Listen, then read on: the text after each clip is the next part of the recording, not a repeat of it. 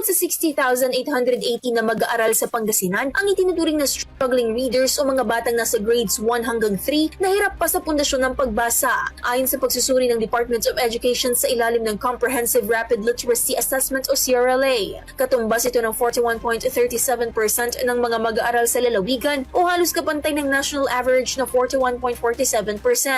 Sa district level data, kabilang sa may mababang bilang ang ilang lugar gaya ng Santo Tomas, habang pinakamataas naman ang naitalang kaso sa Sual na may 54.26%. Sa District 1, mataas din ang bilang sa Alameda City at Bulinaw, habang sa District 4, kabilang sa may mataas na kaso ang Dagupan City, Mangaldan at San Fabian. Sa bayan ng mga Taram, tinatayang 1,627 na mag-aaral o 43.35% ang nangangailangan ng agarang intervention sa pagbasa. Ayon sa ulat, indikasyon ito ng patuloy na learning crisis kung saan ang kakulangan sa kakayahang bumasa sa murang edad ay maaaring makaapekto sa pagkatuto sa iba pang asignatura gaya ng math at science. Nanawagan naman ang mga eksperto ng mas pinaigting na pagtutulungan ng pamahalaan, mga guro at komunidad upang agarang matugunan ang problemang ito at masiguro ang kinabukasan ng mga batang Pangasinense. Kasama mula rito sa IFM Dagupan, ito si Idol Juana De Vera, Tatak RMN. RMN Network News.